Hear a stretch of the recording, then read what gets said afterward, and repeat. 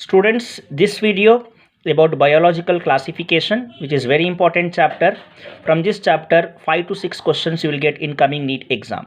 Let us start with Aristotle, who is considered as the father of biology as well as zoology, because he made the first attempt to classify the organisms in the scientific classification based on morphological characters. Morphology means external characters. So he grouped the organisms into two classes: plants and animals. In plants you can find further herbs, shrubs and trees, and animals red-blooded and non-red-blooded animals. Then, as this is not most acceptable one, the next Carolus Linnaeus, he gave two kingdom classification. Actually Carolus Linnaeus का real नाम है Carl von Linné, and he is considered as the father of taxonomy.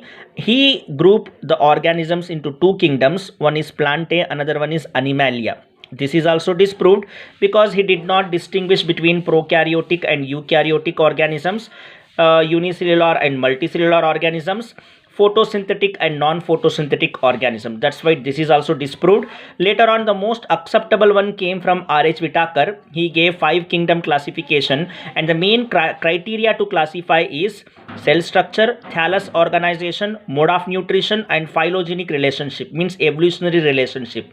And the 5 kingdoms are kingdom Monera, Protista, Fungi, Plantae, and Animalia. Let us start with the first kingdom, and in this kingdom Monera, bacteria is the sole member. This kingdom includes only bacteria, and they are the prokaryotic cell because the nuclear membrane is absent. They don't have well-defined nucleus, and cell wall will be there, but the cell wall is non-cellulosic. Important this one. Cell wall of the bacteria and kingdom Monera is non-cellulosic, and cell wall is made up of polysaccharide and amino acid. इसमें cell wall में cellulose नहीं रहता, polysaccharide और amino acid से बना हुआ रहता है. And mode of body organisation is cellular, and mode of nutrition variety of you can find. They may be autotrophic और heterotrophic. They can prepare their own food by chemicals called chemosynthetic. If they are preparing the food with the help of sunlight, photosynthetic. If they cannot prepare their own food, heterotrophic. If they are depending on dead matters, dead organisms, saprophytic. Or if they are depending on the living organism, they are parasitic. The second kingdom characteristics are Protista is the second kingdom, which are eukaryotic because you can find nuclear membrane in them. In some organisms some organisms of kingdom Protista you can find cell wall, in some you cannot find. And the body organization here also cellular. Here also cellular, and mode of nutrition it may be autotrophic or heterotrophic. Next is kingdom fungi, which are eukaryotic, and body organization is multicellular or loose tissue. And mode of nutrition includes heterotrophic. They may be saprophytic or parasitic. And cell wall, important point, cell wall in fungi is made up of chitin or chitin. And Plantae, they are eukaryotic. Cell wall is cellulosic, and mode of body organization is tissue type or organ level organization. In Animalia, they are all eukaryotic. Cell wall is absent. They show either tissue level or organ level or organ system level of organization. And Animalia, they are heterotrophic only. They may be holozoic, means they do the ingestion of food through the mouth, or they may be saprophytic. We will learn in detail about each kingdom. Let us start with kingdom Monera. As we know, the bacteria is the sole member of kingdom Monera, and these bacteria can live in extreme habitat like hot springs, deserts, and even in the snow. And on the basis of the shape, the bacteria is of 4 types. Rod shape are called as bacillus, spherical shape bacteria coccus, comma shape vibrio, and spiral shape spirillum. Important one, please remember, based on the shape 4 types of bacteria are there. And also remember the most important one, bacteria is a group that shows most extensive metabolic diversity. Bacteria एक ऐसा group है जो extensive metabolic diversity को show करता है, because bacteria can extract energy from any type of sugar. Any type of sugar it can extract energy. That's why it shows most extensive metabolic diversity. ये याद रखिए exam के लिए. And Monera is classified into two categories, Archaebacteria and Eubacteria. Let us start with Archaebacteria. Archaebacteria means they can survive in extreme condition. That's why extremophilic organisms, इनको बोलते हैं extremophilic organisms, because they live in a harsh habitat. Harsh habitat मतलब जैसे कि अगर salt ज़्यादा रहा तो halophiles, the bacteria considered as halophiles. अगर टेम्परेचर ज़्यादा है, हॉट स्प्रिंग्स में सर्वाइव कर रहे हैं तो thermoacidophiles. Thermo means high temperature, acido means low pH. They can survive in those conditions. Methanogens means the bacteria that can survive in marshy area. And remember, methanogens are the bacteria they can produce biogas, methane. They present in marshy area. Now let us see how these archaebacteria survive. If you look at the normal bacteria, अगर आप normal bacteria की बात करते हैं तो imagine surrounding water में salt ज़्यादा है और पानी कम है. Whereas in normal bacteria, water will be more or salt will be less. In this situation what happens? Normal osmosis होगा, bacteria से पानी बाहर निकल जाएगा, the bacterial cell gets shrink and bacteria die. Normal bacteria के अंदर. Whereas if you talk about halophiles, which are the archaebacteria, इनके अंदर क्या होता है, अगर सराउंडिंग में साल्ट ज़्यादा है, पानी कम है, तो बैक्टीरिया के अंदर, हैलोफाइल बैक्टीरिया के अंदर थोड़े ऑर्गेनिक एसिड्स बन जाते हैं. These organic acids, they are going to maintain the salt level inside the cell. और तब क्या होता है, the salt concentration will remain same inside the cell and outside the cell. So in this way they can able to survive in such harsh habitat, that is salty area. So the main criteria that they are surviving in this harsh habitat is they have different cell structure, they have different cell membrane when compared to normal bacteria. If you talk about eubacteria, which means true bacteria, it is also considered as animalcule by Leeuwenhoek, because the meaning of animalcule is like animal like. The eubacteria, which means true bacteria, they are like animal like. That's why animalcule is given by Leeuwenhoek to the eubacteria. They have a rigid cell wall. eubacteria के अंदर rigid cell wall रहता है. अगर flagellum रहा तो they will be mobile. And one type of eubacteria is cyanobacteria, commonly called as blue-green algae. And the smallest eubacteria, remember this is very important, the smallest eubacteria is Haemophilus influenzae. Haemophilus influenzae is the smallest eubacteria. अभी exam में cyanobacteria के अंदर pigments कौन से हैं ये भी पूछता है. The pigments present in cyanobacteria includes chlorophyll a, carotenoids and phycobilins. ये याद रखना पड़ेगा, chlorophyll a, carotenoids and phycobilins. And in cyanobacteria we can find a gelatinous और mucilaginous layer. In the surrounding of cyanobacteria we can find a layer made up of gelatin. And these cyanobacteria they form blooms in polluted water. Blooms मतलब एक greeny layer बन जाता है polluted water के ऊपर because of the growth of cyanobacteria. And some of the cyanobacteria they can fix atmospheric nitrogen by a special cell called heterocyst. Important point है, याद रखिए. साइनोबैक्टीरिया में एक स्पेशल सेल रहता है जिसका नाम है हेटेरोसिस्ट. उसकी मदद से ये नाइट्रोजन को फिक्स करता है. And some gram positive bacteria, cyanobacteria में थोड़े ग्राम पॉजिटिव बैक्टीरिया रहते हैं. They perform oxygenic photosynthesis. Important one, gram positive bacteria performs oxygenic photosynthesis. Now let us understand about chemosynthetic autotrophs.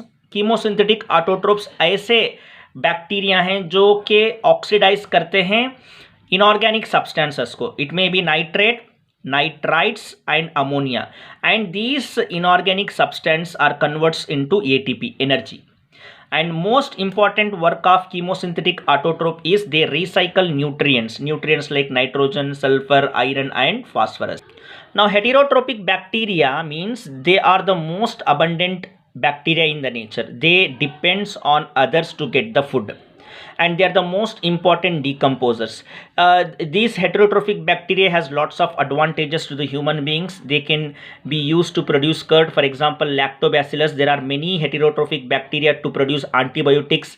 They can fix the nitrogen in leguminous plants, and some of the bacteria are responsible for disease causing. That means they are pathogenic, like the most common bacterial diseases are cholera, typhoid, tetanus and citrus canker.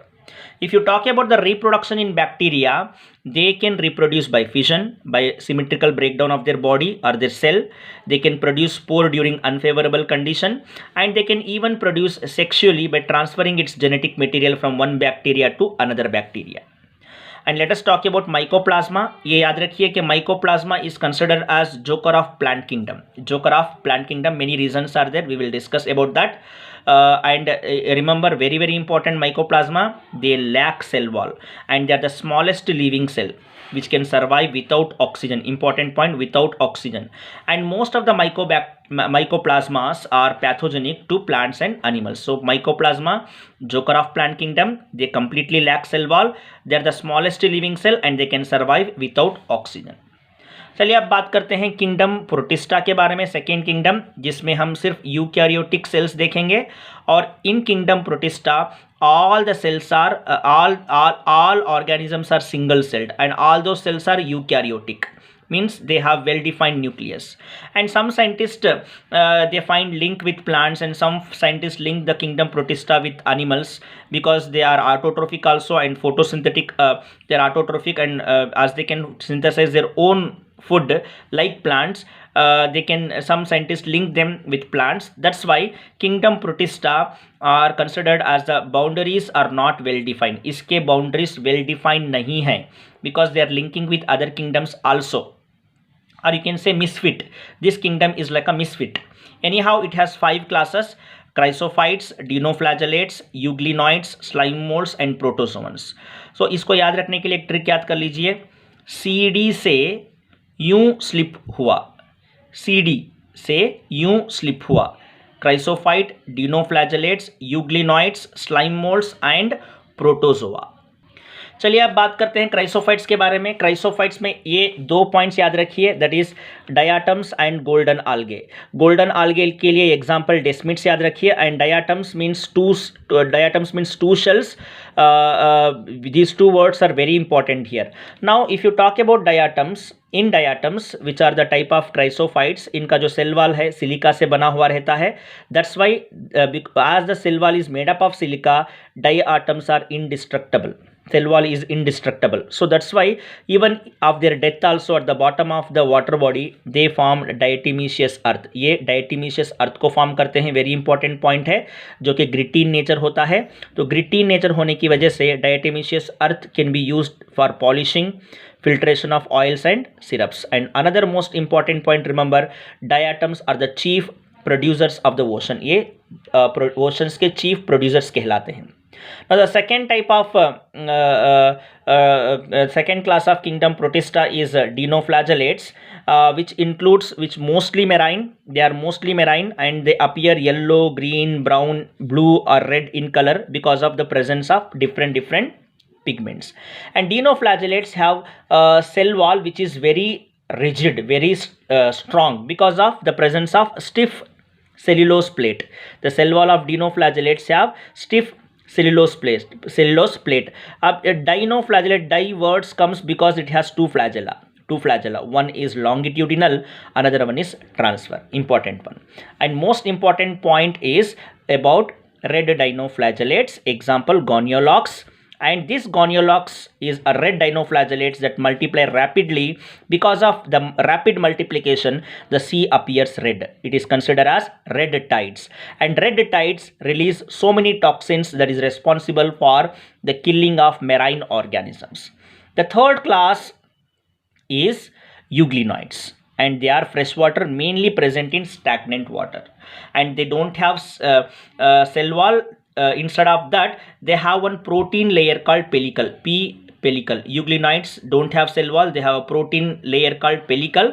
Because of that, they are flexible. They have two flagella. एक छोटा रहता है, एक बड़ा flagella रहता है.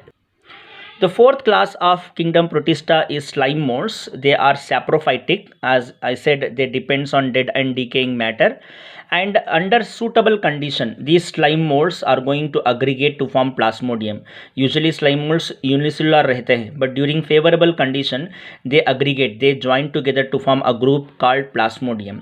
And this plasmodium, during unfavorable condition, this plasmodium differentiate into fruiting body. Fruiting body, जिस fruiting body के ऊपर स्पोर्स प्रोड्यूस होते हैं. At the tip of the fruiting body you can find the formation of spores, and these spores are highly resistant. They are having highly resistant power. They can withstand a harsh conditions. The last class of kingdom Protista is protozoans. They are the heterotrophs. They may be predators, they may be parasites, and protozoans are considered as the primitive animals. क्योंकि kingdom Protista afterwards will discuss about kingdom fungi, then kingdom Plantae and Animalia. So these protozoans are considered as primitive animals. They have the characteristics similar to animals, and they have 4 classes: amoeboid, flagellated, ciliated, and sporozoan. Some important points about these classes we are going to revise. Amoeboid protozoa, they are going to use pseudopodia to capture the prey. Example, amoeba.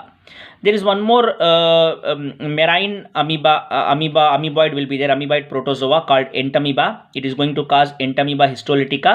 That's why that is a disease. That's why entamoeba is a parasitic protozoa.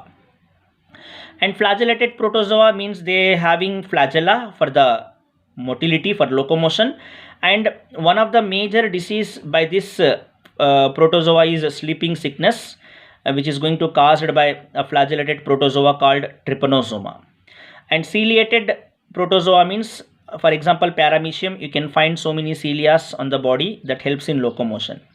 And sporozoan are the protozoans which are, for example, plasmodium, which is going to cause a disease called malaria.